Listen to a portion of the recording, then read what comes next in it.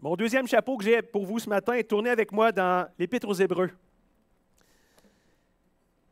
Je pourrais commencer en vous posant une question. Est-ce qu'il y en a qui souffrent? Sans lever la main, vous n'êtes pas obligé de lever la main, mais j'imagine que oui, la réponse, ça va être oui. La souffrance, elle est multiple, de différentes façons. On peut souffrir parce que ça va moins bien dans notre famille, ça va moins bien avec nos enfants, au travail, la situation financière, pour toutes sortes de raisons, la santé. La souffrance, elle est permanente. Puis Dieu ne nous a pas dit qu'il nous enlèverait de la souffrance. Dieu a dit, bien, je vais vous aider dans la souffrance. Donc, ça veut dire qu'elle fait partie de nos vies. Et c'était le contexte des Hébreux. L'auteur leur écrit une lettre parce que les Hébreux, cette lettre-là, les destinataires, ce sont des Juifs. Je vais vous donner un petit peu de contexte. Ce sont des Juifs qui se convertissent au christianisme et qui font face immédiatement à la persécution. Et leur façon pour répondre à cette persécution-là, c'est de retourner dans le judaïsme jusqu'à temps que ça passe. Évidemment, ce n'est pas la solution. Ce n'est pas la bonne chose à faire. Mais pour eux, c'était comme ça que ça devait se passer. Étant élevés dans le judaïsme, ils ont grandi avec le souverain sacrificateur qui était là pour eux, qui les accompagnait, qui était là pour les aider, qui était présent. Ils recherchaient ce souverain sacrificateur-là dans la Nouvelle Alliance. Comment la Nouvelle Alliance peut être supérieure s'il n'y a pas de souverain sacrificateur? Il est où le souverain sacrificateur? Vers qui on peut se tourner? Eh bien, voici ce que l'auteur leur dit au chapitre 4, verset 14. Hébreux chapitre 4, verset 14. « Ainsi, puisque nous avons un grand souverain sacrificateur qui a traversé les cieux, Jésus, le Fils de Dieu, demeurons fermes dans la foi que nous professons. Car nous n'avons pas un souverain sacrificateur qui puisse compatir à nos faiblesses. Au contraire, il a été tenté comme nous en toutes choses sans commettre de péché. Approchons-nous donc avec assurance du trône de la grâce afin d'obtenir miséricorde et de trouver grâce pour être secourus dans nos besoins. » Tournez également avec moi au chapitre 5, verset 7, parce que l'auteur va répondre à la question, est-ce que Jésus a véritablement été tenté comme nous en toutes choses? Chapitre 5, verset 7. C'est lui, Jésus-Christ, qui dans les jours de sa chair a présenté avec de grands cris et avec larmes des prières et des supplications à celui qui pouvait le sauver de la mort. Il a été exaucé à cause de sa piété, il a appris, bien qu'il soit fils, l'obéissance par les choses qu'il a souffertes. Après avoir été élevé à la perfection, il est devenu pour tous ceux qui lui obéissent l'auteur d'un salut éternel, Dieu l'ayant déclaré souverain sacrificateur selon l'ordre de Melchisédek. Que Dieu bénisse sa parole dans nos cœurs. Je vous ai rapidement parlé du contexte. Le souverain sacrificateur était essentiel dans le judaïsme. Pour les Juifs, il était primordial. C'était lui qui offrait les sacrifices pour les péchés. C'était lui qui le faisait uniquement une fois par jour. Il y avait l'expiation une fois par an, pardon. Le jour des expiations, le Yom Kippour, tous les péchés du peuple étaient symboliquement placés dans le lieu très saint, le Saint des Saints, à l'intérieur duquel on répandait ensuite du sang sur le propitiatoire en sacrifice d'expiation pour les péchés. Seul le souverain sacrificateur pouvait, en tant qu'instrument humain, en tant que lien entre le peuple et Dieu, pouvait se présenter devant Dieu aux yeux du peuple et représenter le peuple devant Dieu. C'est dans ce contexte-là que l'auteur écrit à des croyants juifs qui ont comme culture la présence du souverain sacrificateur. Mais il est où le souverain sacrificateur dans la Nouvelle Alliance? Est-ce qu'il y en a un souverain sacrificateur dans la Nouvelle Alliance? Les Juifs le recherchaient. Eh bien, voici ce que l'auteur leur dit. Ainsi, verset 14, « Puisque nous avons un grand souverain sacrificateur. » Voyez-vous à quel point il répond immédiatement à cette question-là? Nous avons un grand souverain sacrificateur. Le « nous avons » dans le texte original, cette expression-là est emphatique. Donc, c'est sur elle que l'emphase va être mise. Tous les regards doivent être tournés sur le fait que nous avons un grand souverain sacrificateur, dans le sens qu'on le possède. On peut en jouir, on peut l'avoir. Il est à notre disposition. On peut communier avec le souverain sacrificateur. J'aime même que l'auteur rajoute l'expression « un grand souverain sacrificateur ». On n'a pas ça dans l'Ancien Testament. Dans l'Ancien Testament, on a un souverain sacrificateur. Et là, ici, on a un grand souverain sacrificateur. Même littéralement, je crois que la version d'Arby le traduit ainsi, un grand souverain sacrificateur. Le mot grand vient du grec méga. Hein, on a une image dans notre tête de ce que ça veut dire. Mais pourquoi l'auteur présente le souverain sacrificateur comme un grand, comme méga? Eh bien, tout simplement parce que Jésus, sa grandeur consiste au fait qu'il a un accès auprès de Dieu. Non pas au travers d'un voile matériel, comme dans l'Ancien Testament, mais avec son sang. Il est traversé, il a pénétré les cieux, c'est ce qu'il nous dira encore au verset 14. Il a traversé les cieux, Jésus, le Fils de Dieu. Il a pénétré jusque dans la présence de Dieu, et non pas avec le sang d'un bouc, d'un taureau ou d'une brebis, mais avec son propre sang, avec le sang de son propre sacrifice. C'est pour ça qu'il est un grand souverain sacrificateur, qui a traversé les cieux, qui s'est présenté devant Dieu. Et le résultat de ça, et rappelez-vous du contexte, les Juifs qui veulent retourner dans le judaïsme à cause des persécutions. Peut-être que c'est ton cas ce matin, à cause de la souffrance, tu veux abandonner. Peut-être qu'à cause de la souffrance, elle est tellement grande que tu veux reculer, tu veux revenir en arrière. Eh bien, voici ce que l'auteur va leur dire. Demeurez ferme dans la foi. Je suis sûr que vous avez déjà eu le goût d'abandonner. Je suis sûr que vous avez déjà dit, christianisme, ce n'est pas pour moi, c'est trop difficile. Depuis que je suis converti, depuis que je suis Dieu, bien là, je souffre, j'ai des épreuves, j'ai des difficultés, puis je regarde mon voisin, lui qui ne suit pas Dieu, puis tout va bien pour lui. On s'est tous déjà un jour dit cette phrase-là. Eh bien, l'auteur nous dit, en Jésus-Christ, le Fils de Dieu, on a un grand souverain sacrificateur, demeurez ferme. Restez engagés dans ce que vous avez professé. Prenez des positions à l'égard de Dieu, à l'égard des vérités de l'Évangile. Pourquoi qu'on fait ça? Verset 15. Car nous n'avons pas un souverain sacrificateur qui ne puisse compatir à nos faiblesses. Au contraire, il a été tenté comme nous en toutes choses, sans commettre de péché. Jésus, en traversant les cieux, a obtenu la gloire qu'il possédait avant de s'incarner et de venir sur terre. Il l'a lui-même demandé en Jean 17. Il a dit à Dieu, « Redonne-moi la gloire que j'avais auprès de toi. » J'ai médité sur ce passage-là dernièrement, puis je me suis dit, c'est complètement renversant parce qu'il la possédait, cette gloire. Il la redemande à Dieu. Et pour la ravoir, le sacrifice à la croix était nécessaire. Mais il la possédait même avant le sacrifice. Il possède maintenant cette gloire-là, puisqu'il est maintenant auprès de Dieu.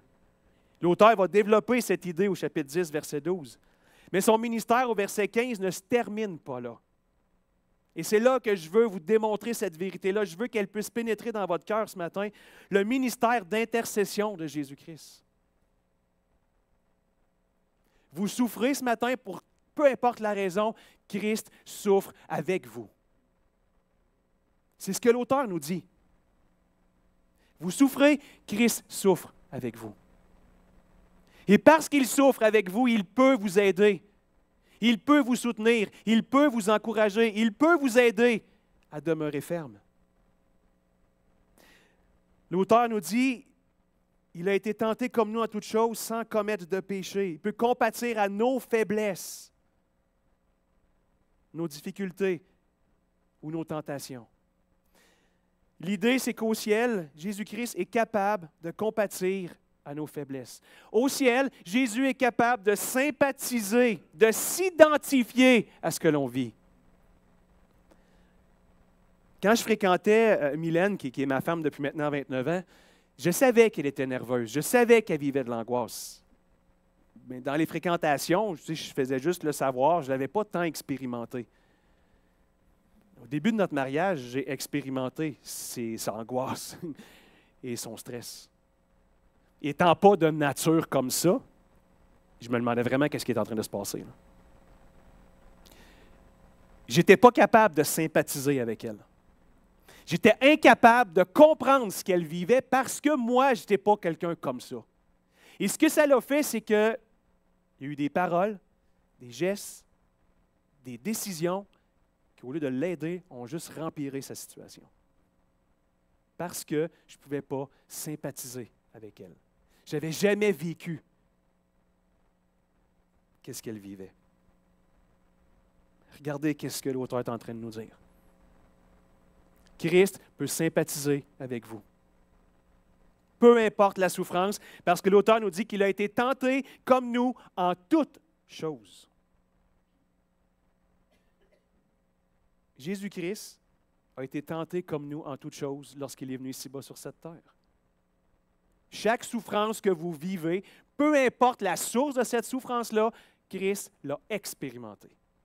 Ce n'est pas juste qu'il la connaît, il l'a expérimentée. Il est donc capable de vous venir en aide. Et l'auteur va continuer en nous disant « sans jamais commettre de péché ».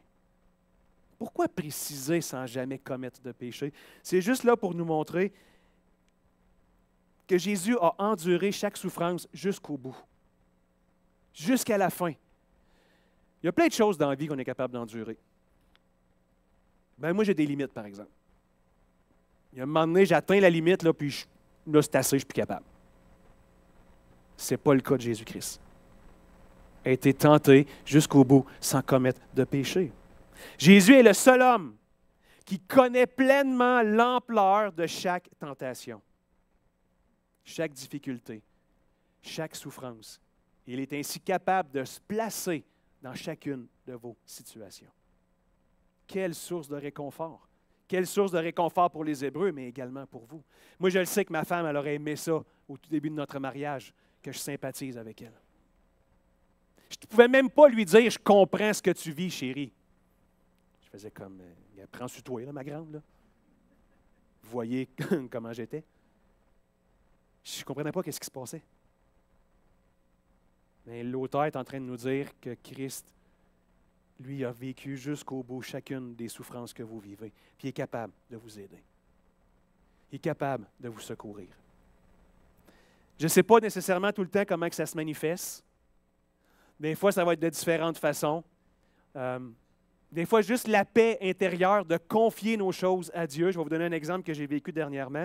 Pour ceux qui ne le savent pas, je suis propriétaire de une petite PME. J'ai pris la relève de mon père. Écoutez, on est 5 employés plus un employé dans le bureau. Fait qu'on est 6 au total. Fin du mois d'avril, début mai, j'ai 2 employés qui se blessent sur mes 5. J'ai perdu 40 % de mon personnel. Vous comprenez l'idée? Là? Si on est 1000, j'en paye 400 d'une shot. Il reste moi, puis moi. Dans cette même journée-là que mon 2e employé se blesse, la CSST rentre dans l'usine puis ils se mettent à me barrer un paquet de machines. Il faut que j'arrête ma production parce que selon eux, ils ne sont pas sécuritaires. Bon, il y avait raison, mais je ne me suis pas battu avec eux autres. Puis là, ma femme qui était à l'usine, elle m'appelle. René, la CSST est ici. Puis là, elle ne parle pas fort parce qu'elle ne veut pas qu'ils entendent. Puis là, moi, je réponds chérie, je suis sur une job, qu'est-ce que tu veux que je fasse? Cette journée-là, si quelqu'un me donnait 1 pièce, je me débarrassais de la shop. Je n'étais plus capable. J'ai juste fait, gars, Seigneur, là, OK, je te mets ça dans ta cour. Je ne peux plus rien faire. Ce que je fasse, mes gars se blessent. Je veux dire, le pouce, ils ne repousseront pas. Il y en a un qui se disloque le pouce, l'autre, il se casse le majeur. Je ne peux pas rien faire. La CSST, mettre des cadenas sur mes machines. J'ai dit, Seigneur, j'ai dit, garde, c'est plus à moi, c'est à toi maintenant. Savez-vous quoi? Bien, le pouce de mon employé, c'est pas c'est pas replacé. Je cherchais l'inverse de disloquer, je ne l'ai pas trouvé. Le majeur de mon cousin, il n'a pas guéri, puis les cadenas sur mes machines ne sont pas disparus. Mais je suis tombé en paix. Je suis tombé bien.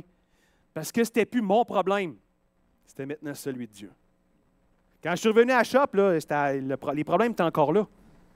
Mais ce n'est pas grave. C'était payé mien. Puis savez-vous qu'est-ce que le Seigneur avait fait? Avant, il avait travaillé parce que le lundi, j'avais engagé un gars qui a travaillé 11 ans pour un de mes compétiteurs, donc il savait comment travailler. Parce que si lui ne rentrait pas à l'usine, là, j'étais vraiment dans le pétrin. Okay? Solide. Mais la journée, la minute où j'ai dit, gars, Seigneur, là, ce n'est plus mon problème, c'est le tien, je suis tombé en paix. Puis je savais que Dieu était capable de m'aider. Il était capable de le faire. Parce qu'il avait un jour ressenti, quand il est venu sur terre, Jésus-Christ a ressenti la douleur, puis ce que je ressentais, ce que je vivais. C'est comme ça que pour moi, ça s'est manifesté. Puis ça peut se manifester également pour vous de la même façon. Et regardez la conclusion de l'auteur, verset 16 de ce texte-là. Il nous dit « Approchons-nous donc avec assurance du trône de la grâce, afin d'obtenir miséricorde, de trouver grâce pour être secourus dans nos besoins. » Approchons-nous donc. Dans l'Épître aux Hébreux, ce verbe est utilisé dans un sens relationnel. Viens en relation avec Dieu. Rentre en contact avec lui. Va le voir et dis-y, je ne suis plus capable. Approche-toi de lui. Et fais-le avec assurance, avec audace. N'aie pas peur de dire à Dieu les choses. N'aie pas peur d'exprimer ta souffrance et ta douleur. Fais-le avec audace, avec les bons mots. Je suis au bout. Je ne peux plus rien endurer. De façon honnête, de façon directe. Dieu est là pour nous écouter. Libre de dire ce que je pense sans être intimidé. Et je crois que l'auteur veut juste nous faire réaliser, l'auteur, il connaît l'hébreu, là, comme ça. Rappelez-vous au Mont Sinaï. Les Juifs, ils entendent ça, eux autres. Puis ils se rappellent qu'au Mont Sinaï, Dieu a dit qu'il n'y ait pas un qui touche à la montagne parce que je le foudroie de mort. Juste toucher à la montagne. Puis là, ici, l'auteur, il dit, « Hey, approche-toi de moi. Viens avec assurance. Viens avec audace. Viens, je vais t'écouter. Puis je vais t'accueillir. » J'aime que l'auteur nous parle du trône de la grâce. Yes, on vient de découvrir qu'il y a 2 trônes dans le ciel. Un trône de jugement puis un trône de grâce. Parce que le psaume 9, verset 8, nous parle que Dieu a dressé un trône pour le jugement. Puis ici, l'auteur nous dit qu'on a un trône pour la grâce. En fait, l'expression de la grâce, elle est juste là pour caractériser le trône de Dieu. Il y a juste un trône sur lequel Dieu est assis dessus. Il peut à la fois exercer son jugement, mais ici, l'auteur veut nous faire réaliser qu'il peut aussi exercer sa grâce. Et pourquoi il peut exercer sa grâce? Pas à cause de moi, à cause du sacrifice de Jésus-Christ. Parce que Christ s'est présenté dans les cieux avec son propre sang, le sang de son propre sacrifice. Et à partir de ce moment-là, qu'est-ce que Dieu peut faire? Dieu peut dispenser sa grâce à ceux qui s'approchent de lui. Jean Calvin a dit ceci. Le sacrifice de Christ a changé l'apparence du trône, qui est passé d'un statut de menace à un statut de grâce. Puisque Dieu a pour ainsi placé sur son trône, j'ai de la misère à me relire, excusez.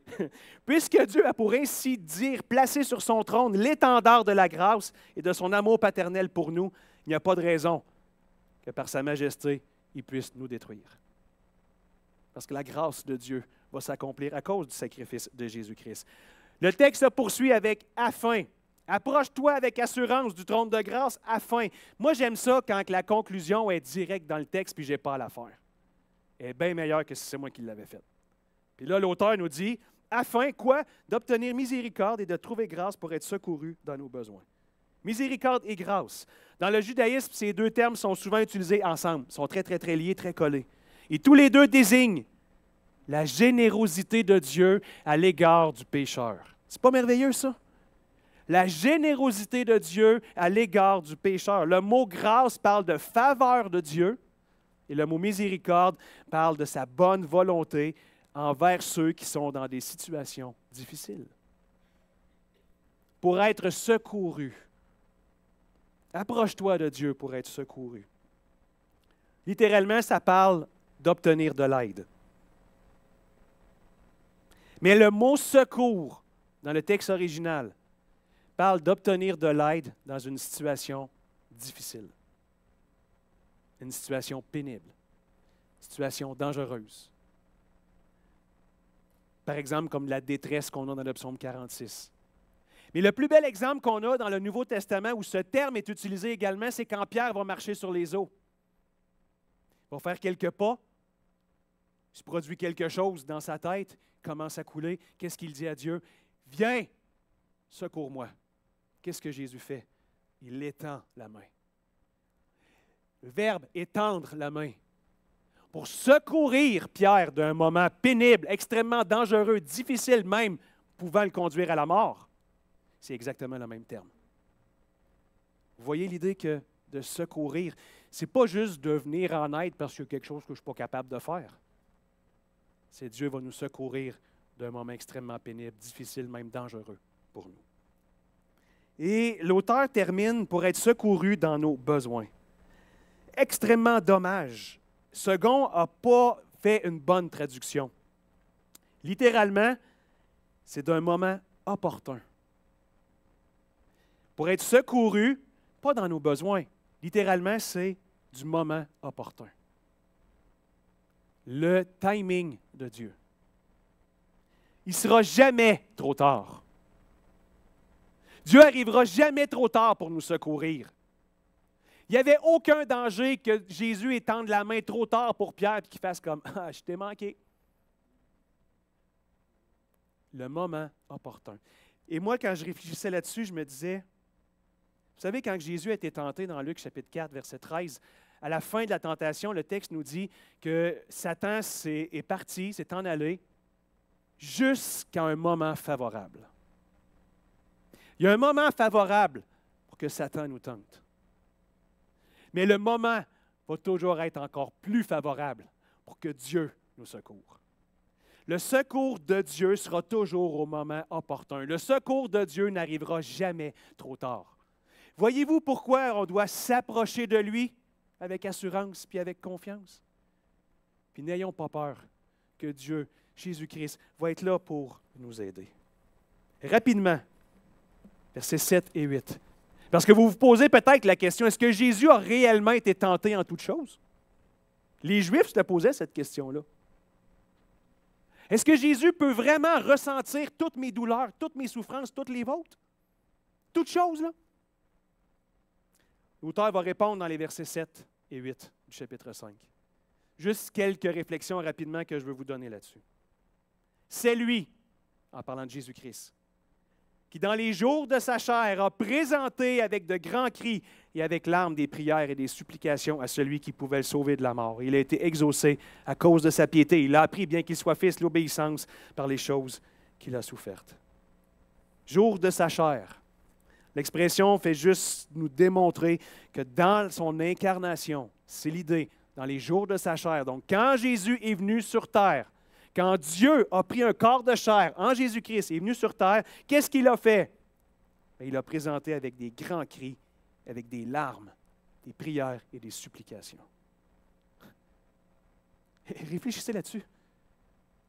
Jésus-Christ, le Créateur de toutes choses, le Dieu de l'univers, quand il est dans son humanité, il est obligé de s'agenouiller et de présenter à Dieu des cris, des larmes, des prières et des supplications. Si vous pensez qu'il n'a pas souffert, c'est mal comprendre ce passage-là. Présenter des supplications et des prières avec des grands cris, avec des larmes. En tant qu'être humain, Jésus est sans défense. Seul, il a dû implorer le Père. Avec des cris, avec des larmes. J'aimerais ça vous citer John MacArthur qui a fait une superbe traduction où il a bien paraphrasé ces deux expressions-là. Il a dit ceci. Il a pleuré. Pleurez fort. Pleurez. Priez et suppliez. Il poursuit en disant, Jésus-Christ n'aurait pas pu être un grand prêtre, un grand souverain sacrificateur pleinement compatissant s'il n'avait pas passé les jours de sa chair à ressentir ce que nous ressentons. Vous pouvez vous approcher de Dieu. Vous pouvez aller vers lui. Puis ayez la foi qui va répondre à vos prières. Ayez la foi que Christ a déjà enduré et a déjà subi qu'est-ce que vous avez vécu. Et je vous laisse avec la dernière chose sur laquelle je veux m'attarder. Il a appris, bien qu'il soit fils, l'obéissance par les choses qu'il a souffertes. L'auteur veut juste nous ramener à l'esprit que Christ a expérimenté. Il n'a rien appris. Il est le Fils de Dieu. Ici, l'auteur veut juste mettre l'emphase sur le fait qu'il a expérimenté la souffrance. Si je reviens avec l'exemple de ma femme, ça m'est arrivé une fois de l'angoisse comme elle, je l'ai expérimentée. Maintenant, quand ça y arrive, je suis capable de la comprendre. Parce que je l'ai expérimenté. Dites-vous que Jésus est venu sur terre, a pris un corps humain, un corps de chair. Et l'auteur nous dit qu'il a fait ça pour venir expérimenter la souffrance. Il a appris l'obéissance au travers de la souffrance. Littéralement, ça veut dire, même dans la souffrance, Jésus a continué d'obéir. C'est ce que Paul nous dit dans Philippiens. Il a été obéissant. Obéissant même jusqu'à la mort. L'obéissance de Jésus-Christ n'a jamais eu de fin, n'est jamais allée jusqu'à un terme. Même dans les souffrances extrêmes, il a obéi. Je vous cite dernièrement pour John MacArthur encore. Dans un de ses messages qu'il a donné sur ce texte-là, et je trouve que c'est vraiment une belle conclusion. Oh, je vous le dis, je cite John MacArthur, oh, je vous le dis, quand vous allez vers le Seigneur dans la prière, que vous tombez à genoux devant lui et que vous dites, Dieu, voilà ce qui me brise le cœur. N'est-ce pas merveilleux de sentir ses bras autour de vous et de sentir dans votre cœur qu'il vous dit, je sais, je sais. Je ne sais pas ce que vous vivez ce matin, ce que vous avez vécu cette semaine, dans le dernier mois peut-être, même dans la dernière année. Mais je le sais qu'il y a de la souffrance. Accrochez-vous à ces vérités, frères et sœurs. Approchez-vous du trône de la grâce. Dites à Dieu qu'est-ce qui vous accable, quelle est votre souffrance. Présentez-les devant lui, allez au trône de la grâce. Et vous allez sentir une paix. Vous allez sentir les bras de Dieu autour de vous. Et vous allez entendre sa voix qui dit, je sais, je sais. Parce que Christ a expérimenté vos souffrances, puis il sera là pour vous aider. Je vais terminer par la prière. Père Céleste, Seigneur Dieu, on est tellement bénis de t'appartenir. Merci pour ce passage, pour ces vérités extraordinaires que tu nous laisses, parce que la souffrance fait partie de chacune de nos vies. Et elle fera encore partie de nos vies également, jusqu'au jour où tu viendras nous chercher. Mais Seigneur, en attendant, on veut mettre en pratique ce texte, ce passage, puis on veut s'approcher avec audace, avec assurance du trône de la grâce pour aller chercher le réconfort, le secours, pour que tu puisses nous venir en aide. Seigneur, je vais te confier ton peuple qui est ici au Cap de la Madeleine. Tu connais chacun de leurs besoins. Je te les recommande entre tes mains. Que tu puisses leur venir en aide, que tu puisses étendre ta main et les saisir pour les sortir au moment opportun de leur situation pénible. Bénis ton peuple, la direction qui est ici, chacune des personnes, Seigneur, qui s'impliquent à cette œuvre-là et que tu puisses continuer à la faire grandir. Dans ton nom qu'on t'en prie. Amen.